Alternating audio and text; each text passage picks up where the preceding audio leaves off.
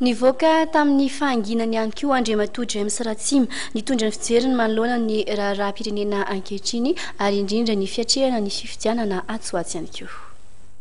Lalana tokana ahafahana mandamina amin'ny firenena amin'ny fifidianana hoy James Ratsimy, filohan'ny fikambanana Front Patriotique Malagasy. Nambarany fa tokony halavirana amin'ny fanakorontanana ary tokony hijeriny tombontsoa maro anisany rehetra. Marina tokoa fa akaiky sisa ny fifidianana deuxième tour ary fantatrareo rehetra fa hatramin'izay dia tsy mbola niteny mihitsy ny Front Patriotique hoe anohana na tsy anohana. Mandroso ihany nefa fotoana ary misy fitenenana hoe s'abstenir c'est se taire ka nefa ny lalana tokana azahoana milamina dia fifidianana io na voatery ataontsika ary io satria izay ny baiko ny communauté internationale dia ho tanterahana ny fifidianana.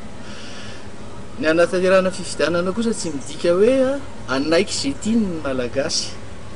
Fantatra amin'izao fotoana izao fa misy ny mikonokonona na nivon'ny tafika izany na nivon'ny mpanao politika samy mihetsiketsika samy milaza ny heviny.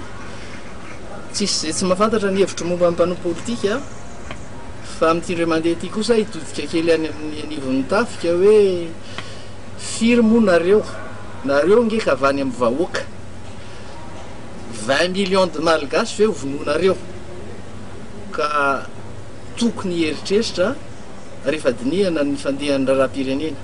Manao antso amin'ny firaisan-kina malagasy ao amin'ny aombiazan'ny fifidianana Andriamatoa James Ratsimy. Ny vahoaka malagasy nge